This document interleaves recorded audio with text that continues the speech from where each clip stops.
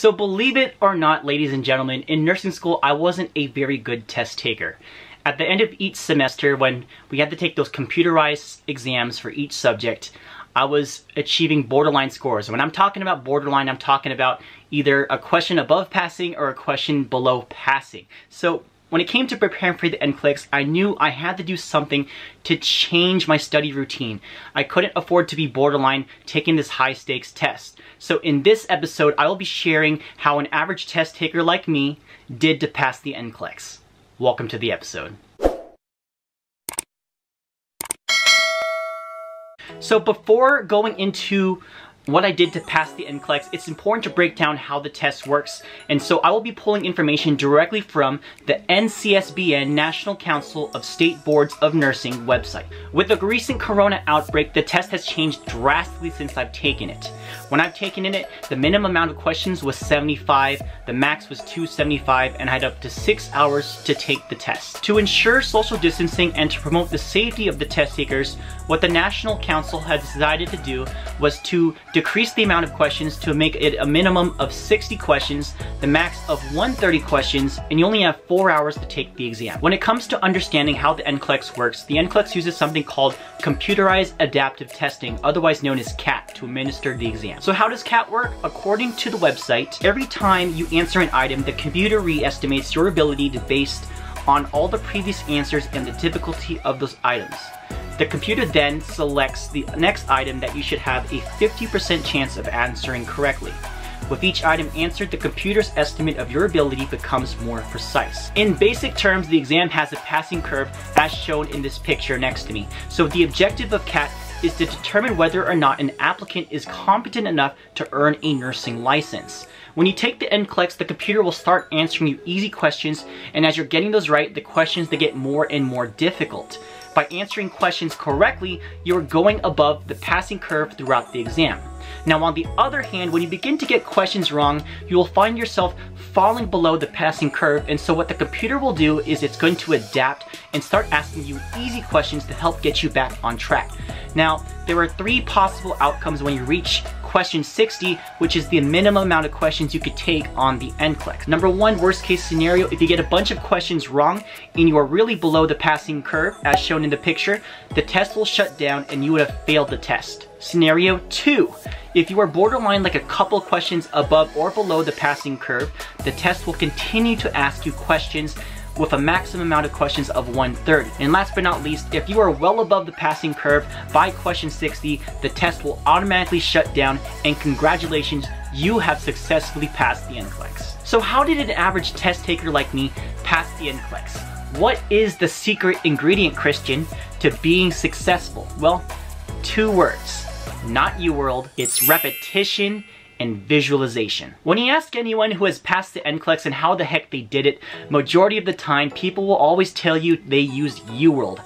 I myself, I use UWorld, and I agree it helped me a lot, but the same resource isn't necessarily for everyone. For some people, resources such as Kaplan or Hearst Review are helpful, so at the end of the day, it is your job to determine what works best for you. It's kind of like shopping for a new car. You have to study all of your options, nitpick the pros and cons of each car, and figure out what is the best choice for you. So the same thing applies to choosing what NCLEX study tool you're going to use to succeed in passing the NCLEX. So for the purpose of this video, I will be sharing what I use personally when preparing for the NCLEX and how I applied the concept of repetition. When I studied for the board, I did my research and decided that UWorld was the best option for me. What UWorld basically is, it's a test bank of over 2,000 questions that are formatted to simulate the actual NCLEX exam itself. And so how I approached studying for the NCLEX was I decided to give myself a whole month to prepare for it. If you do the math, 2,000 questions divided into 30 days is about 67 questions a day, but I decided to do at least a minimum of 100 questions a day. And I wasn't just breezing through all the questions and clicking all through of them. I spent a good amount of time reading through the questions and the rationale behind the correct answers and the wrong answers. And to be completely honest, ladies and gentlemen, I probably got about 3/4 of the test bank questions wrong initially when I first took it, but I did not let that discourage me. After I had taken all of those 2,000 plus questions, I went back to remediate every single question I got wrong, and I went through all the rationales all over again. I took my time reading through the rationales behind the correct answers and wrong answers, and I made sure to take lots of notes. So sure, it took me forever to do so, to go through that rationale, to read through it, to go back everything, and I lost a lot of sleep over it. But believe me and trust me, looking back, I wouldn't have changed a single thing to my approach. The second concept that helped me pass the NCLEX on my first try was visualization. I myself am a visual learner, and pictures help me understand concepts better. So I will be sure to include the links to all the visuals that helped me pass the NCLEX when I was preparing for it. And so for medications, two resources that helped me the most was Mosby's note cards and PICMONIC, which takes complex medications and turns them into fun and easy to remember cartoons. To remember pediatric vaccinations and cranial nerves, I use mnemonics. And the best way to remember pediatric vaccinations during nursing school was this picture, otherwise known as B Dr. Hip. So as you see in the picture, at birth you need a Hep B vaccine, and at 2 months you need a second Hep B vaccine. Your first round of DTaP, rotavirus, influenza, polio, and PCV.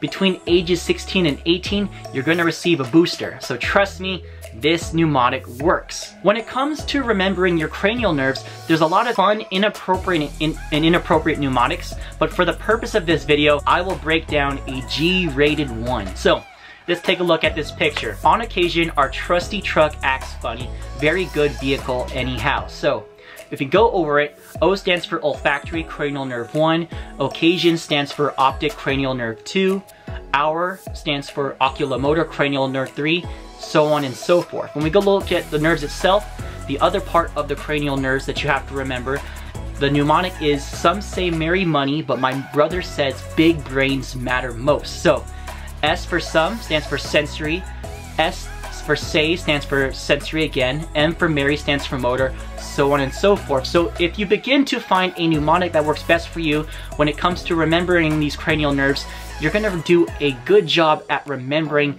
all these complex information. So try to use mnemonics, try to use pictures if you are a visual learner like myself. So by using these two concepts of repetition and visualization, the average test taker like me became competent enough to pass the NCLEX on my very first try. So if you think you are a bad test taker, you know, all hope is not lost.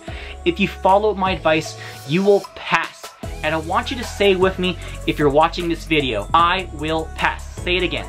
I will pass. Thank you so much for watching this video. If you found this video helpful at all, please hit that like button. And if you haven't yet, please subscribe to my channel for future content.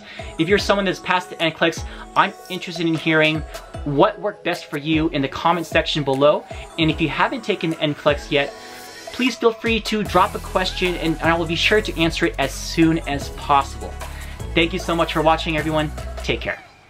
Bustling through the bears that try to contain me. Moving on up, making moves of money endlessly. How you think I got this name? C-Money, it's my specialty.